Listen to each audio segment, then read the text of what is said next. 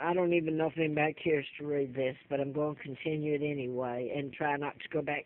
I'm going to mention Larry Flint in Hustler Magazine because he flew me out there in October '83 in a political campaign.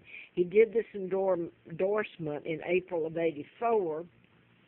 He was shot in Lawrenceville, Georgia, and this endorsement was in '84. And he mentions here that I know who was responsible for his shooting, Larry McDonald. Well, it's an agency. Larry McDonald was a congressman doctor in Marietta, and I had written about him in the cases of MD License to Kill.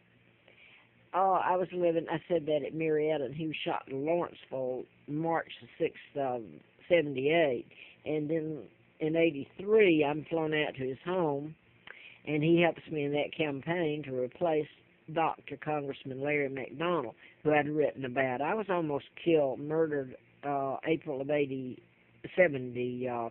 And let me say this again, I'd gotten a letter from the U.S. Attorney Harper saying ongoing investigation, national security involved. Well, I'm going to go back and try to you have to give a little bit of background unless somebody wants to go back and see the other videos I've just put up today. I put a whole bunch of them up the last couple of years. A friend gave me this because the law doesn't work for me to put it up on video, and I'm not real sure. Well, anyway, the first time I was able to get anything and get off of the Appalachian Trail out of the National Forest, because I was being run up and down the road in the winter trying to find my kids, begging people to help me. And people are afraid because of mind control simply because they can't see it. And they don't want to have a heart attack or cancer or because that's what I was writing about. Warren and Rosina Matthews were forensic pathologists, and it's the old Tesla files that were stolen in early '30. They can create an illness or cure it. And, I mean, you can, this is a degree of hypnosis or making you imagine. It's kind of weird when you think of John Lennon. He was shot by Mark David Chapman when I was working for the district attorney's office. And they almost did it there. I've said it's done in patterns using names that surrounded me or where I'd been, or like my son Mark or Scott. Well, Mark David Chapman, David's my dad's name. They called him David. He's King Edward VIII that they lied about and never married Simpson and took him down.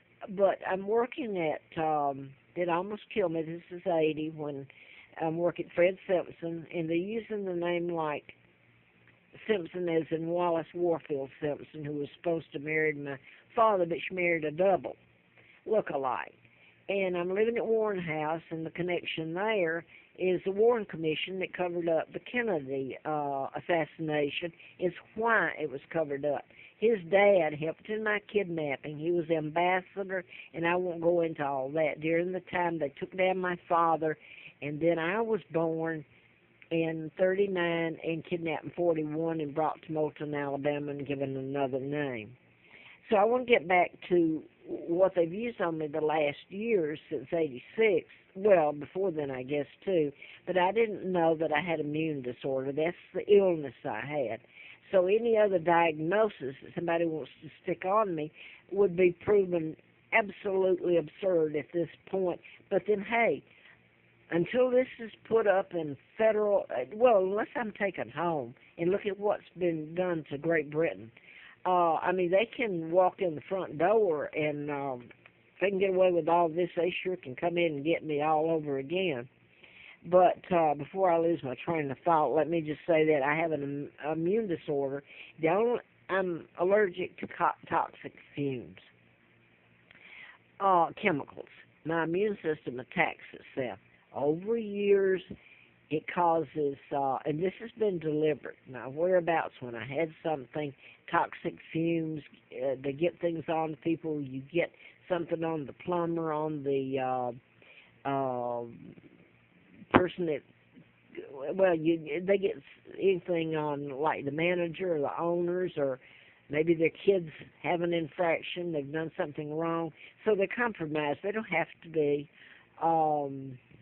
Anyway, I think when I see someone coming with any more terrorizing me with caulking or anything like that, maintenance is what I'm trying to say. I've got such a horror of it now because that's what they've been used. And as long as they think they can get away with it, and they have so far, if you don't get these people in federal court or in court under deposition, unless Great Britain's able to tell it, or unless the feds themselves tell it, then I'm going to go on, and I don't know how much longer.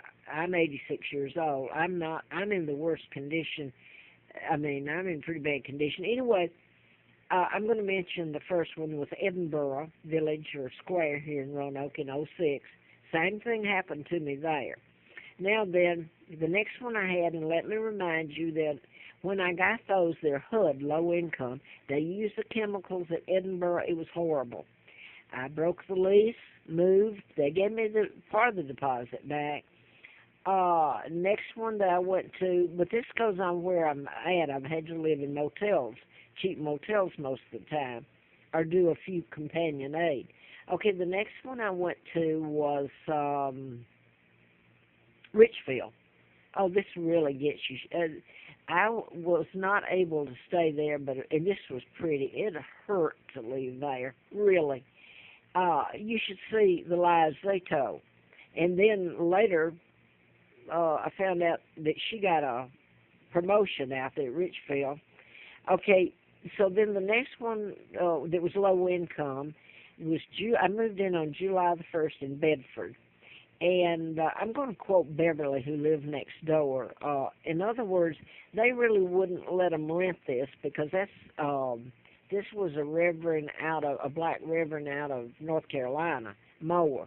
And he names all of his places like Joseph's or Biblical, I guess. Anyway, he's got a lot of them in their HUD, and they're part federally funded. And so I'm over in Bedford, and this is July the 1st of 11. I managed to stay there 7 months through hell. But they didn't let anybody move in there until I moved in. This is how up it goes. Beverly lived next door to me. On the other side was the lady that her mother worked for, Reverend Mower. And she knew all about me and everything. Her husband had been with NBC, and he had died of cancer or something, which in this whole thing, if you listen to the videos, you'll understand. But anyway, Beverly was on the other side. I mean, there was only about maybe 6 other people in this complex, and it was big. And Beverly, later, they moved me, and I won't go into why, but they moved me up to the front. Why I had to look at the Bedford Monument, where they flew the American flag alongside my flag, the British, and I'm having to watch them. And by the way, the 4th of July was really cute, getting all that going off in my face and everything. Let me say this. When I moved in, this is brand new, I will say this. July the 1st. I wasn't in there 2 hours, and this is brand new, till the air conditioning went out. Then you had in the wall, you had the plumbing go out, and they got mildew and mold, which is why I left this place here. And they moved me, and then it became a disaster. This is where Beverly, next door to me, said to me, she come up to the other, when they moved me from the mold, and she wouldn't speak to me inside. I had to go outside, but I knew this, but nobody cares. She said, what they're using on you now, you're going to have to leave. I'm not sure she said, yeah. She said, it makes your veins break and swells them. I think she used the word swell. And that's exactly what it does. And this is what I'm going to tell you and show you at the end of this, what they're doing to me, and nobody cares. They think it's a joke. It's cute. They can get away with it. Anyway, you've got Edinburgh, then you've got Richfield.